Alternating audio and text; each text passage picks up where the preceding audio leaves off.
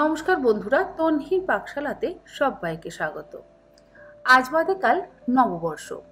আমার সকল দর্শক বন্ধুদের জানাই শুভ নববর্ষের অগ্রিম শুভেচ্ছা এবং ভালোবাসা। বড়দের জানাই আমার প্রণাম।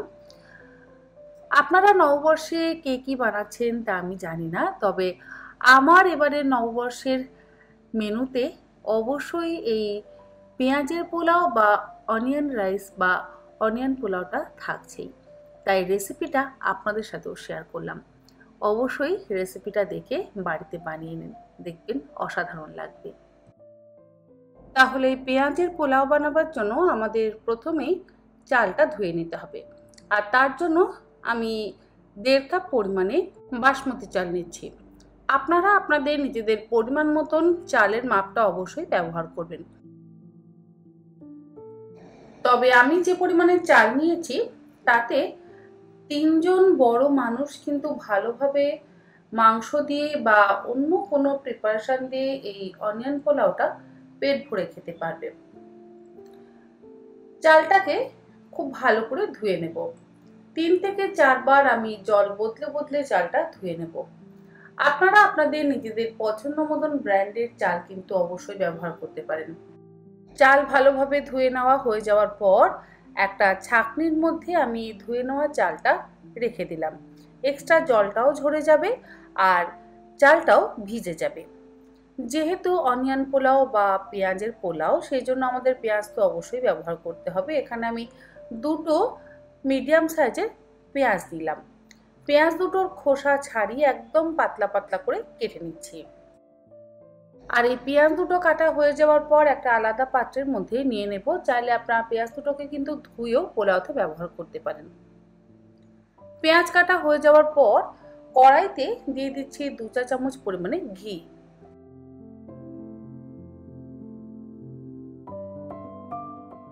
ঘি গরম হয়ে গেলে এর মধ্যে আমি 20 থেকে 22টা আধ ভাঙা করে নেওয়া কাজু ভেজে নেব। খুব হালকা করে কাজুর টুকরোগুলোকে ভেজে তুলে নেব। কিশমিশ বা আমন্ড বাদামের ব্যবহার করছি না, তবে আপনাদের যদি কিশমিশ বা আমন্ড বাদাম ব্যবহার করতে ইচ্ছে হয় তাহলে অবশ্যই ব্যবহার করতে পারেন। কাজুর টুকরোগুলো হালকা করে ভাজা হয়ে যাওয়ার পর তুলে একটা আলাদা পাত্রের মধ্যে রেখে দিচ্ছি। প্রথমেই তো ঘি দিয়েছিলাম, এরপরে এই ঘিয়ের মধ্যে দিয়ে দিচ্ছি 3 টেবিল চামচ পরিমাণে সাদা তেল। তেল আর ঘিটাকে খুব ভালো করে আবারও গরম করে নেব। তেলটা গরম হয়ে যাওয়ার পর স্লাইস করে কুচিয়ে নেওয়া পেঁয়াজগুলো দিয়ে দিচ্ছি। গ্যাসের ফ্লেমটাকে মিডিয়ামে রেখে পেঁয়াজ কুচিটাকে হালকা লাল করে ভেজে নেব। খুব বেশি লাল করে কিন্তু পেঁয়াজ ভাজবেন না, হালকা লাল করে পেঁয়াজ ভাজবেন। বেশি লাল করে যদি ভাজা হয় তাহলে পেঁয়াজ ভেজে তুলে নেওয়ার পরও কুকিং প্রসেসটা কিন্তু চলতে থাকবে আর পেঁয়াজগুলো ধীরে ধীরে কালো হতে থাকবে। বেশি কালো হয়ে গেলে তেতো হয়ে যাবে, পোলাওয়ের স্বাদও নষ্ট হয়ে যাবে। তাই হালকা লাল করে পেঁয়াজগুলোকে ভেজে তুলে নেবেন।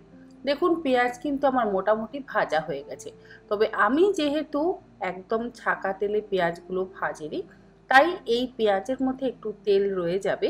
তাতে কোনো অসুবিধা নেই, কারণ এগুলো আমরা পরে পোলাওতে তো ব্যবহার করব। অল্প যদি তেল লেগে থাকে তাতে আমাদের পোলাওটা কিন্তু অসম্ভব ঝরঝরে হবে। তবে ভাজা পেঁয়াজগুলো তোলার সময় অবশ্যই এক্সট্রা তেলটা চেপে নিয়ে বা চিপে নিয়ে তারপর আপনারা থালার ওপরে বা কোনো পাত্রের মধ্যে তুলে নেবেন। আমিও এক্সট্রা তেলটা আলাদা করে নিয়ে তারপরে ভাজা পেঁয়াজগুলো তুলে নিলাম। এরপরে কড়াইতে যে বাকি তেল রয়েছে তার মধ্যে ফোড়ন দিয়ে দিলাম 2টো ছোট এলাচ, অল্প একটু জয়িত্রী আর 3-4টে লবঙ্গ এবং ছোট এক টুকরো দারচিনি। সমস্ত কিছু ভালো করে থেতো করে নিয়ে গরম তেলের মধ্যে দিয়ে দিলাম। তারপরে ধুয়ে জল ঝরিয়ে রাখা চালটা দিয়ে গ্যাসের ফ্লেমটাকে মিডিয়াম টু হাইতে করে দিয়ে মিনিট 3-4 খুব ভালো করে ভেজে নেব। চালটা বেশ ভালো করে ভাজা হয়ে যাওয়ার পর এবার এর মধ্যে দিয়ে দেবো পরিমাণ মতন জল। যেহেতু আমি এখানে 1.5 কাপ পরিমাণে চাল ব্যবহার করেছি, তাই 3 কাপের থেকে একটু কম পরিমাণে জল দেব। পুরোপুরি 3 কাপ কিন্তু জল দেব না। দেখুন আমি 2 কাপ আর 3/4 কাপ পরিমাণে জল দিলাম। স্বাদ অনুসারে লবণটাও দিয়ে দিচ্ছি।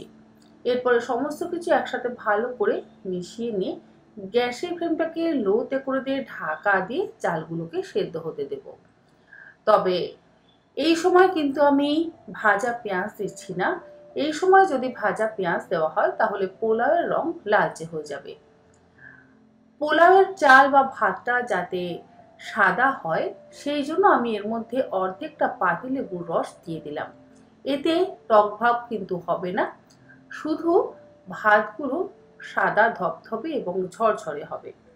লেবুর রসটা দেওয়ার পর আবারও ভালো করে মিশিয়ে নিয়ে ঢাকা দিয়ে গ্যাসের ফ্লেমটাকে লোতে করে দিয়ে পোলাওয়ের ভাতটাকে সেদ্ধ করে নিচ্ছি।